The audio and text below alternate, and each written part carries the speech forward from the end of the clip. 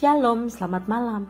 Renungan malam Sabda Bina Umat, Kamis 29 Desember 2022. Firman Tuhan malam ini terambil dari Lukas 4 ayat 21 sampai 30. Demikian firman Tuhan. Lalu ia mulai mengajar mereka, katanya, pada hari ini genaplah nas ini sewaktu kamu mendengarnya. Dan semua orang itu membenarkan dia, dan mereka heran akan kata-kata yang indah yang diucapkannya. Lalu kata mereka, bukankah ia ini anak Yusuf? Maka berkatalah ia kepada mereka, tentu kamu akan mengatakan pepatah ini kepadaku. Hai tabib, sembuhkanlah dirimu sendiri. Perbuatlah di sini juga di tempat asalmu ini segala yang kami dengar yang telah terjadi di Kapernaum. Dan katanya lagi, aku berkata kepadamu, sesungguhnya tidak ada nabi yang dihargai di tempat asalnya.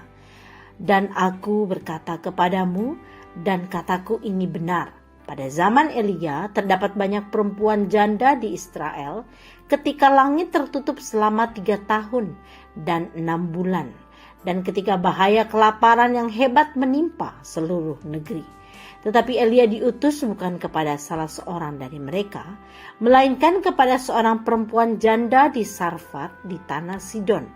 Dan pada zaman Nabi Elisa banyak orang kusta di Israel, dan tidak ada seorang pun dari mereka yang ditahirkan selain daripada Naaman orang Syria itu. Mendengar itu sangat marahlah semua orang yang di rumah ibadat itu. Mereka bangun lalu menghalau Yesus keluar kota dan membawa dia ke tebing gunung, tempat kota itu terletak untuk melemparkan dia dari tebing itu. Tetapi ia berjalan lewat dari tengah-tengah mereka lalu pergi. Demikian firman Tuhan. Renungan malam ini bertema merespon perbedaan. Setelah Yesus membaca firman dan secara implisit menyatakan bahwa firman itu telah digenapi melalui hidup dan pelayanannya, orang-orang yang ada di sana sangat kagum sekaligus bingung. Mereka berkata, bukankah dia ini anak Yusuf? Yesus yang dalam ingatan orang-orang di kampung halamannya hanyalah seorang lelaki biasa, putra Yusuf si tukang kayu. Melihat dia berdiri dan mengucapkan kata-kata yang berkuasa, mereka heran. Selanjutnya kisah berakhir dengan Yesus dipojokkan hingga ke tepi jurang, lalu dan ia lewati kerumunan orang-orang itu dan berlalu. Kerap mendapat penolakan, Yesus sudah memperkirakan di kampung halamannya pun dia akan mengalami hal yang sama. Di dalam peristiwa itu hanya disebutkan bahwa para pendengar itu marah ketika Yesus menjelaskan bahwa para nabi sering ditolak di tempat asal. Karena itu Allah mengutus para nabi bukan bagi orang-orang tempat asalnya, melainkan pada orang-orang asing.